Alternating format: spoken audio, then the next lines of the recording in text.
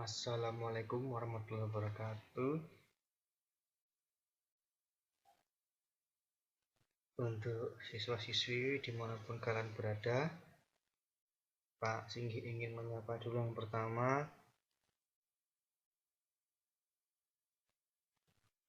Tetap jaga kesehatan ya.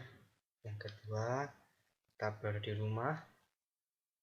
Dan ini ada sedikit materi karena kita tidak bisa bertemu untuk melakukan pembelajaran seperti biasa, maka Pak Jinggi akan membuatkan sebuah video. Tidak perlu lama-lama, hanya sekitar 10-15 menit saja. Nanti kalian bisa untuk menyimaknya, dan juga disiapkan buku simulasi digitalnya, dibuka pada halaman 92, yaitu bab keempat tentang visualisasi konsep. Walaupun pertemuan 2 minggu yang lalu sebelum ujian nasional, sebelum ada libur karena ada virus ya, makanya sudah belajar yang kemarin, beberapa tugas juga sudah dikerjakan. Di sini Pak Singgi ingin melanjutkan karena tidak mungkin libur terlalu banyak ya, banyak di perubahan, nanti malah tambah tidak betah.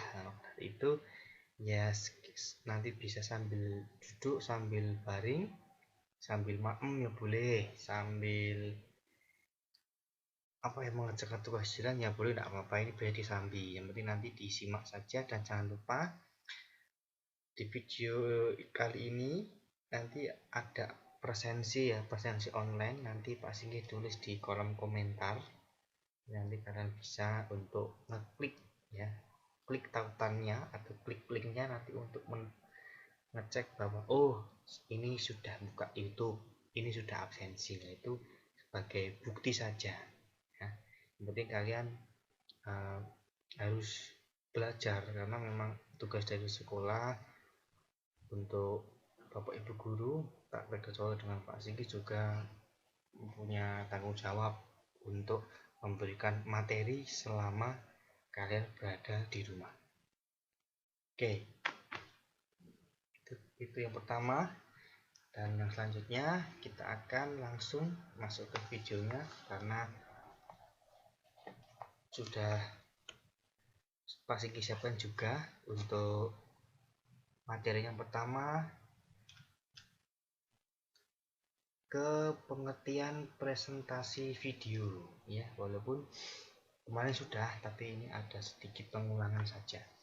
Nah, presentasi dengan menggunakan video didasari pada kebutuhan untuk mengkomunikasikan suatu ide atau gagasan dengan lebih efektif. Presentasi video mengetahui gambar bergerak sekaligus suara yang diperlukan, sehingga informasi akan lebih mudah untuk ditangkap. Nah, bagi kalian yang mungkin masih sibuk, mungkin masih ada pekerjaan ya, tolong untuk mulai fokus dulu ya.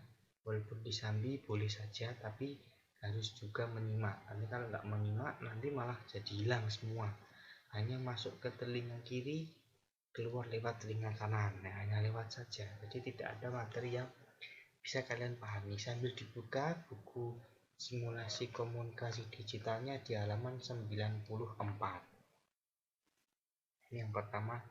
Lalu yang selanjutnya atau next, kita akan masuk ke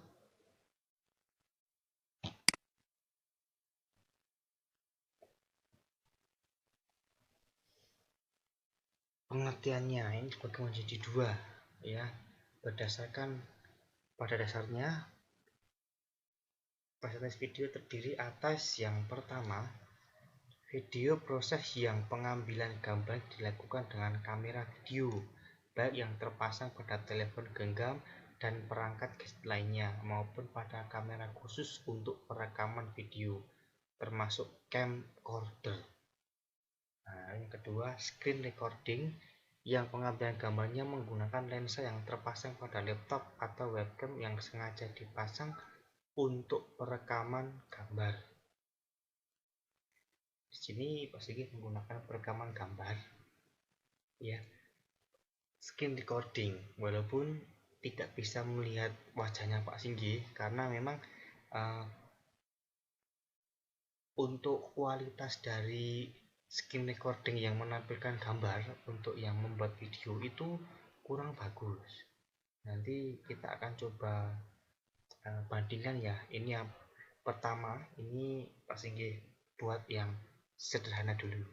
Kalau sudah bagus, sudah bisa lanjut lancar, nanti Pak Singgi akan coba untuk yang ada gambarnya Pak Singgi. Jadi nanti kalian bisa sekaligus, oh seperti ini toh contohnya, namanya screen recording. Jadi yang terdapat pada layar laptop, gadget itu bisa kita ambil atau sebenarnya kita bisa rekam. Ya, seperti ini saat ini masih menggunakan aplikasi yang namanya Fastun. Fastun itu aplikasi yang digunakan untuk merekam layar di komputer atau di laptop, di PC gitu. Yang kedua yaitu fungsi presentasi video. Nah, kita buat video itu untuk apa? Ya memang untuk presentasi, tapi yang khususnya itu ada tiga, mungkin menjadi tiga. Yang pertama adalah menyampaikan informasi sehingga tujuan ke penerima dapat tercapai. Kedua, mempengaruhi audiens untuk dapat mengikuti apa yang sudah ditampilkan. Ketiga, melakukan penjualan karena dengan presentasi video produk akan terlihat lebih menarik. Nah, dari ketiga ini saja yang paling bawah itu sudah memperlihatkan bahwa penting sekali kita membuat presentasi video, tidak hanya untuk belajar tapi untuk menjual produk. Bahkan sangat banyak ya, sekarang sangat diminati yang namanya endorsement. Endorsement itu seseorang yang dibayar khusus untuk mengiklankan produk dari sebuah perusahaan atau produsen. Nah, makanya kalian kenal yang namanya Atta Halilintar, lalu ada Muhammad Arif, siapa lagi yang youtuber itu ya, yang suka makan banyak itu, Tan Boy Gun. Nah, ada banyak sekali itu. Nanti kalian bisa lihat, oh ternyata mereka itu dibayar, tidak hanya main-main saja, kan memang mereka fokus buat videonya bagus, konten-kontennya akhirnya di endorse, dari itu dapat uang. Nah, bukan artinya video ini sangat-sangat penting sekali untuk bekerja seperti kalian, lepas ya, walaupun di rumah kita masih bisa bekerja. Nah, itu salah satunya adalah dengan memanfaatkan presentasi video. Nah, yang ketiga adalah jenis-jenis video. Ini sudah paham semua ya, mau dari SMP itu sudah diajarkan, dari SD malah. Pertama, video cerita. Untuk apa? Untuk memaparkan cerita. Kedua, video dokumenter, untuk merekam sebuah kejadian peristiwa dan kehidupan nyata seperti detik-detik proklamasi, Bandung Lautan Api, lalu G13 PKI, itu kan banyak sekali di situ ada. Cuma video dokumenter. Ada video berita, ya, sebuah berita atau informasi seperti siang-siang itu namanya ada patroli, ada liputan 6 dan sebagainya itu. Lalu ada video pembelajaran untuk memberikan materi pembelajaran agar lebih mudah diserap siswa. Benar sekali.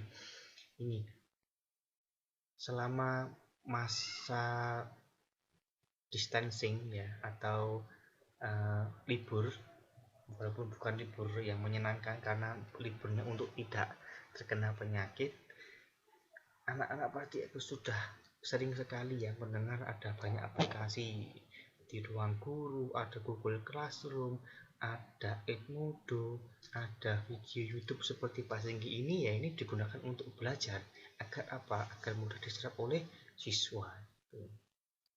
Kelima adalah video presentasi untuk mengomunikasikan ide atau gagasan. Contohnya presentasi ide gagasan suatu produk agar konsumen membeli produk tersebut. Nah, itu seperti yang tadi ya, buat endorsement itu tadi.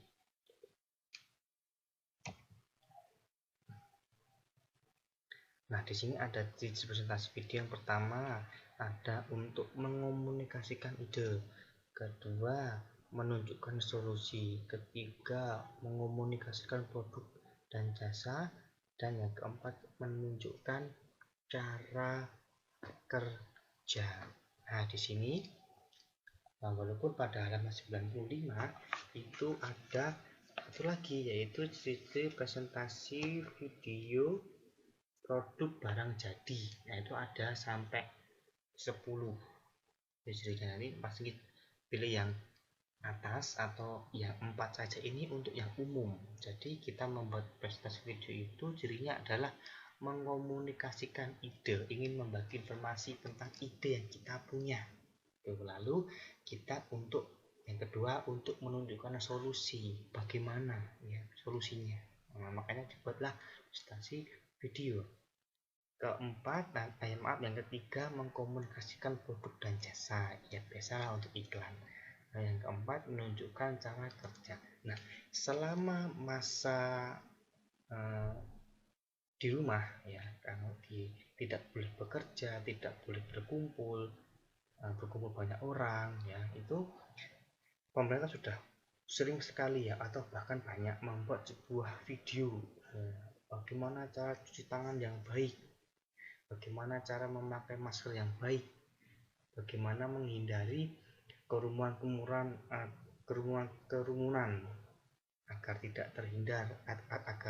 terhindar dari penyebaran virusnya. Itu ada semua videonya. Itu untuk apa? Untuk mengkomunikasikan ide, memberikan solusi. Nah, kalau produk ini biasanya jualan, ada yang jualan obat flu ya, menjual masker, menjual alat-alat ke dokter dan lain sebagainya. Itu bisa juga untuk mengenalkan produk dan jasanya. Lalu yang keempat juga menunjukkan cara kerja. Bagaimana? Kan kamu harus tahu, oh nggak masker ini ojo kualik, nanti malah jadi banyak penyakitnya. Terus ada cuci tangan dan lain sebagainya. Itu udah ada pada presentasi video. Oke, cukup untuk video singkat yang pertama ini. Semoga video ini dapat bermanfaat dan bisa sebagai tambahan materi untuk siswa-siswi semua. Semoga kalian tetap sehat di rumah, jangan main-main ya, jangan kemana-mana, stay di rumah saja, dan tetap belajar dan tetap semangat. Dari Pak Singgi, sekian, wassalamualaikum warahmatullahi wabarakatuh.